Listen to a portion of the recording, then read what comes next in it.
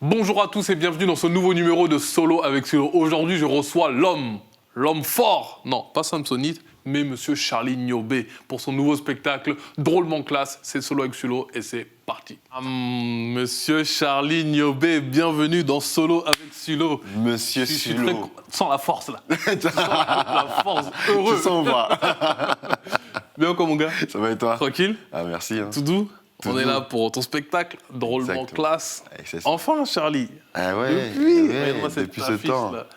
Ah c'est vrai. T'es archi... Ah, c'est vrai. T'es archi fier.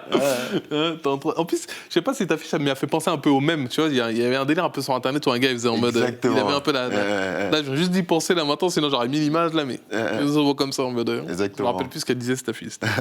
Cette affiche-là sur Internet, c'est même. Mais en tout cas, on est là pour ton spectacle. Exactement. Drôlement classe. c'est ça. À l'Apollo Théâtre, À l'Apollo pendant tout le mois de Théâtre. mai. Exactement. Ça fait un moment qu'on t'attend, ça fait un moment qu'on se connaît sur scène, qu'on se Exactement. côtoie, qu'on partage des plateaux. C'est ça. Et bien, on n'a jamais vraiment discuté. On a C'est vrai. échangé, C'est mais on vrai. n'est pas rentré en profondeur. Je ne sais pas d'où tu viens, je ne sais pas comment tu as commencé le stand-up. J'en ai parlé, j'ai passé quelques coups de fil, j'en ai appris sur Charlie. Eh oui, mon gars. Tu Attends, tu fais des enquêtes comme ça, Ouais, ce moment-là? t'as cru qu'on va pas enquêter sur Watt, mon gars? Bien sûr qu'on va enquêter. Attends, Non, ça. c'est normal. Mais je sais que tu fais des activités à Teco, tu tournes souvent, donc on va revenir un petit peu sur tout ça. Déjà, juste comment tu es arrivé au stand-up, tout simplement. Comment je suis arrivé au stand-up? En fait, c'est tout banal. Une fois, j'étais... tu sais, moi, j'étais un gars, déjà, très jeune, j'étais timide, et j'étais bègue, Ouais, c'est ça, tu vois? Ouais. J'étais Souvent, timide, ouais, exactement. excuse-moi de te couper, mais tous les gens que j'ai appelés m'ont dit quoi? Charlie, il revient de loin parce qu'à la base, il est bègue. C'est vrai. Un bègue qui fait de la scène, déjà, c'est un accomplissement, tu vois ce que je veux dire? Exactement. Comment t'as géré ça? Comment j'ai géré ça? Bah, en fait, déjà, j'avais quelque chose... déjà à l'école, tu vois. Je me rappelle très bien, tu sais, alors, en cours, j'étais pas celui qui prenait toujours le livre, tu vois. Parce que quand il fallait... La prof de français disait qu'il veut lire, tu vois, il y avait toujours un malaise dans la salle. Tout le tu monde vois. disait pas Charlie, Non, moi, non, mais- tous les disaient, non, pas lui, madame, mais non, putain, c'est chaud, il me reste 2 heures.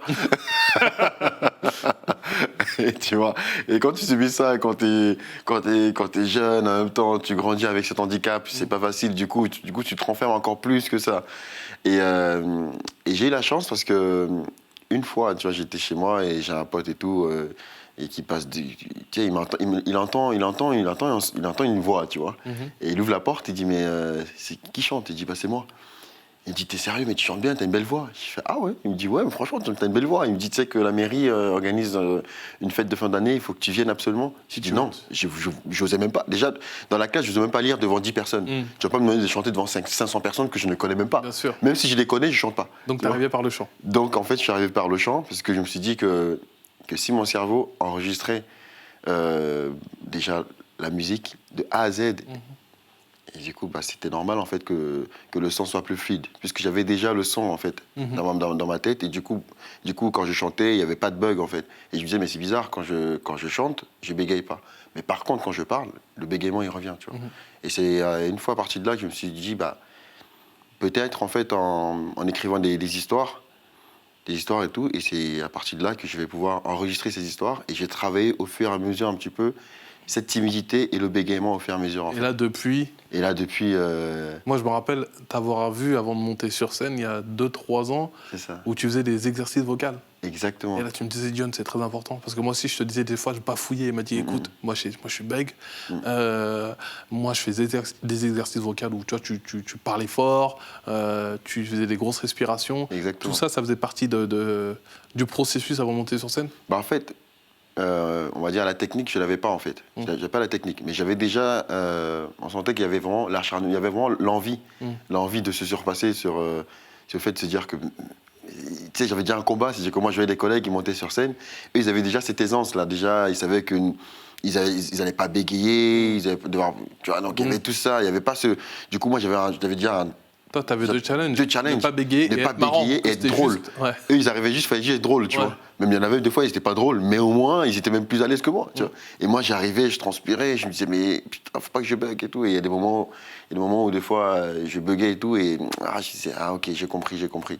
Et au fur et à mesure, je commençais à apprendre un petit peu à Et ça, travailler c'est tout beaucoup ça. de répétitions. C'est à la maison. C'est quand tu as une nouvelle blague. Comment ça se passe quand tu dois employer des nouveaux mots et quand tu étais. Alors, quand j'ai une nouvelle blague, ce que je fais surtout, c'est que je n'écris pas la blague.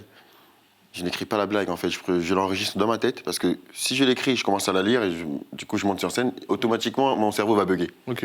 Tu vois? Et donc il y a toujours encore un petit peu ce bug. Par contre le bégaiement, là à la base je m'entends parler Bien sûr. librement, il n'y a pas de souci. Mais tu sais que ça revient quand je suis énervé. Quand je suis énervé, ça revient. Ouais. Ça revient 2 fois et tout. Direct. Mais pas tout de suite. Ça veut dire que quand tu perds un peu tes moyens, quand tu es face au stress. Exactement. Voilà. Une fois avec le stress et tout, d'un coup, ça, tu vois, du coup, pas sur scène, parce que j'ai réussi un petit peu à installer Confiance. cette confiance en fait sur scène. Et justement, sur scène, non. Mais dans la vie de tous les jours, si je suis face à un fait, par exemple, il y a un problème, je me dis soit je suis le mec le plus diplomate et je parle, mais vraiment, même le mec, à la fois, il est choqué. J'écoute, je t'explique, respiration. Parce que, tu sais, c'est pas bien de se prendre la tête, parce que la vie, c'est comme ça. Et le mec, ou soit, et si le mec, il gueule, moi aussi, je gueule, automatiquement, je vais bégayer. Et lui va se taper les barres.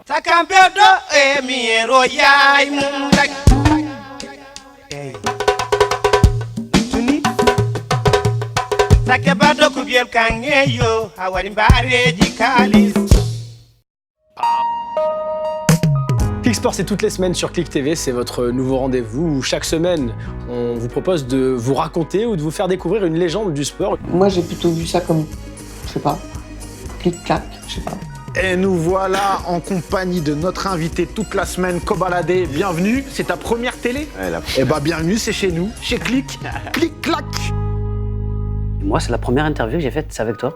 On était avec mon groupe, je me rappelle encore de l'image, on était dans le studio, ils ont mis la lumière rouge, je sais pas pourquoi j'ai cette image-là, je m'en rappelle. Ouais. T'es le premier à y répondre sur notre chaîne. C'est quoi ta définition d'une clique? C'est un groupe de potes avec qui on restera pas toute la vie. Pourquoi pas toute la vie? Parce que sinon c'est une famille. Je pense qu'on se rencontrera un de ces jours. À bientôt, James, et bon courage. Oh, that's incredible. That's sweet. You know, it's just like you, he never talks. Bienvenue pour la première de Parle-moi. Dans Parle-moi, on va parler littérature, mais pas de livre, puisqu'il paraît qu'aujourd'hui on ne lit plus. Donc à défaut d'un livre, on va parler d'une page. Chaque semaine, on va recevoir des gens qu'on trouve inspirants, qui vont venir partager leur expérience sur un sujet qui touche tout le monde. Et la première qui arrive, c'est la confiance en soi. Et ça se voit, on est au top. Que suis-je? Je suis chinois. J'ai des cheveux un peu bizarres. Je suis un peu chelou, d'une façon générale, je suis chelou. Mais j'ai un talent de ouf. Je suis Bounaïmin et j'arrive sur Click TV.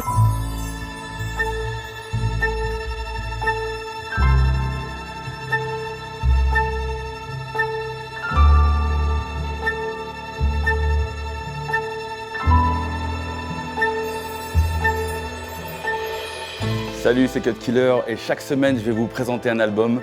Et cette semaine, Ready to Die de Notorious B.I.G. J'en fais bien.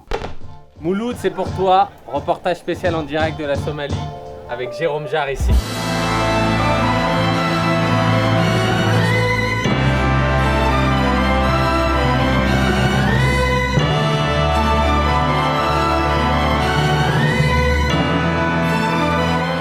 Là exactement, on est en direct de Cox's Bazar au Bangladesh, plus précisément dans le camp des Rohingyas, pour faire quelques jours en immersion à la rencontre de ces peuples. Moi, j'avais un rêve et j'ai été jusqu'au bout de ce rêve et j'espère que vous aussi, vous aurez des rêves et vous irez jusqu'au bout. Donc on touche ce bois là. Que t'as touché quand t'étais petit. Ouais, j'ai touché.